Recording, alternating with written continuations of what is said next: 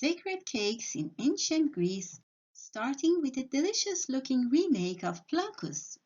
Plakous, translated as cheese pie, is a flat loaf containing cheese, honey, and flour as its main ingredients listed by the 4th century comic poet Antiphanes.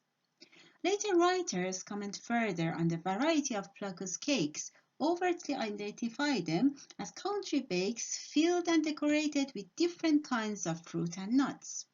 The Greek poet Archestratus in around 350 BC registers plakous as a dessert served with nuts and dried fruits.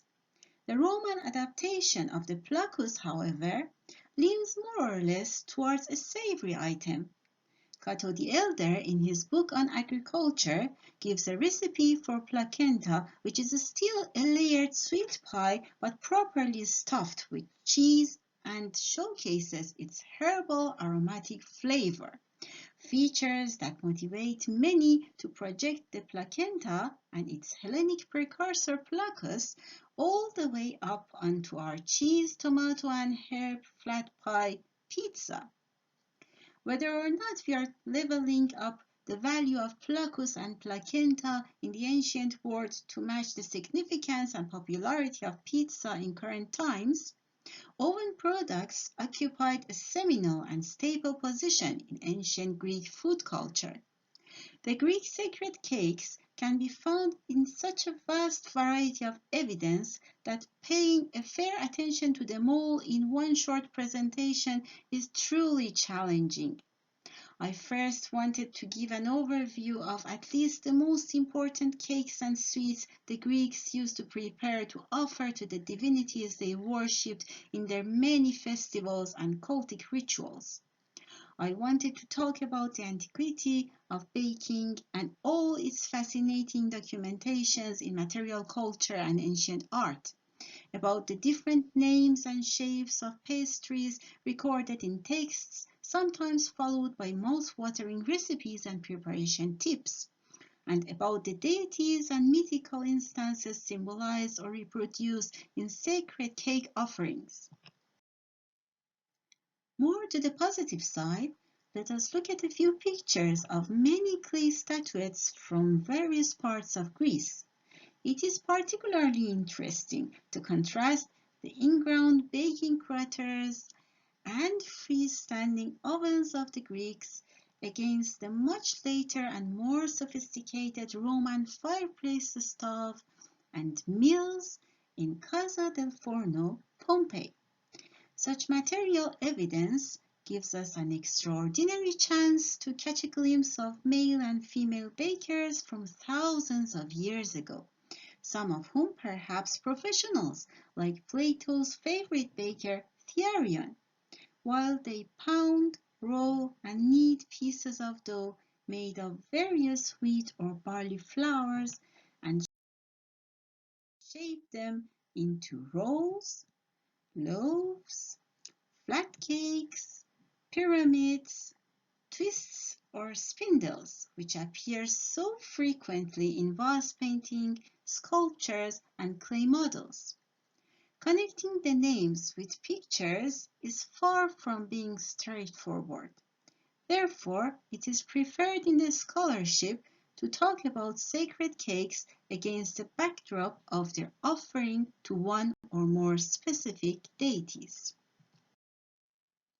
Now, since the focal point of my research work is the iconography of ancient Greek dance, I would happily grasp this opportunity to tunnel from sacred cakes to the fantastic story of their ages-old companionship with the Hellenikos chorus, as retold by the preeminent Greco-American dancer Athan Karas, who suggests an ancient background for the practice of using the chorostasi as the platform of village dance in Greek communities. These platforms are created by pulling the threshing chariot round and round on a circular paved area, which was then swept clear after the harvest to serve as the public dance floor for annual and occasional celebrations.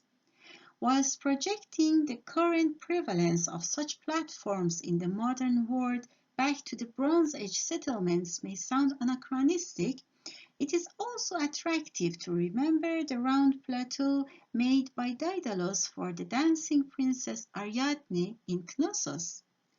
Homer's account of this event may indeed be qualified as a foundational myth, and yet circular platforms were in fact unearthed at Minoan Knossos by Peter Warren between 1978 and 1982. On the function of the largest of these constructions, the Great Circular Building, as we saw here, Warren notes that it could well have been built and used as a dance floor, as is also understood from the engraving of linear and zigzag symbols on the facade blocks of this building that may encode choreographic instructions.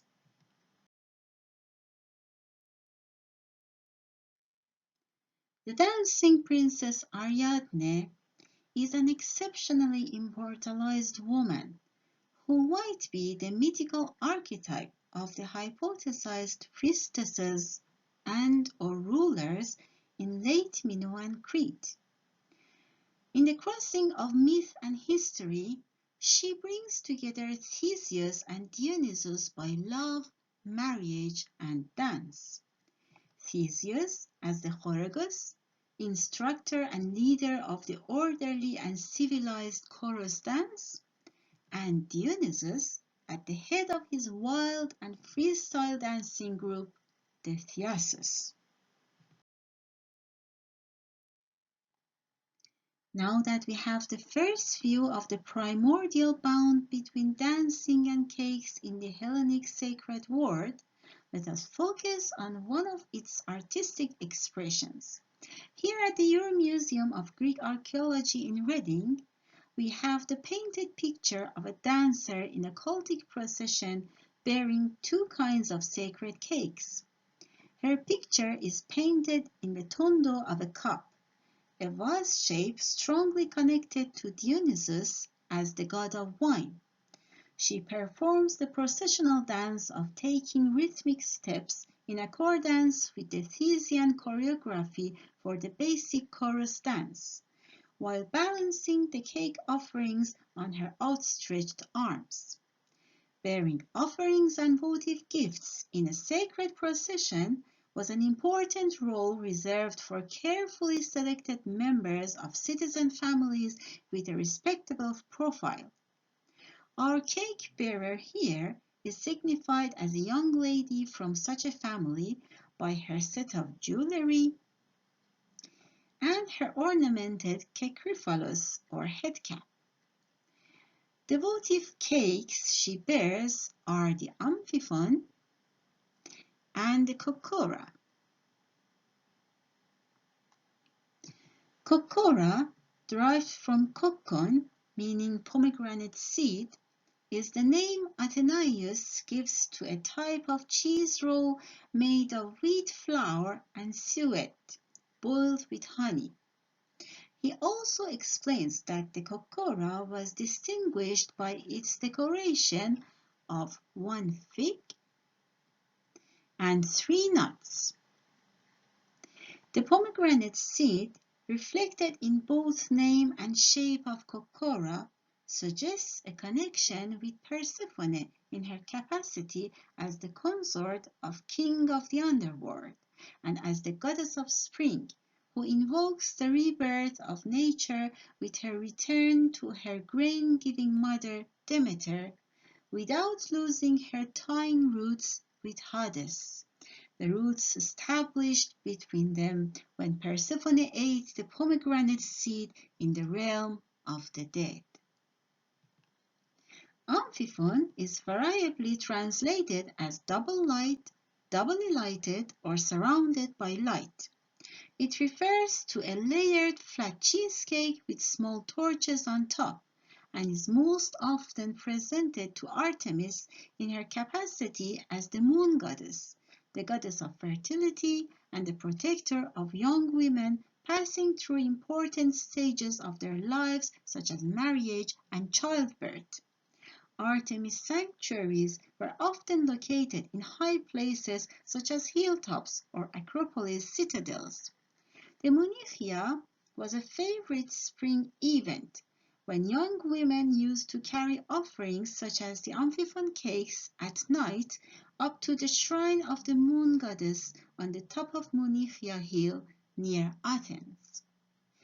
So, next time you light the candles on your birthday cake, you may fancy turning off the lights to look at the sparkling little flames welcoming your birth according to a tradition that might have traveled down to us from thousands of years.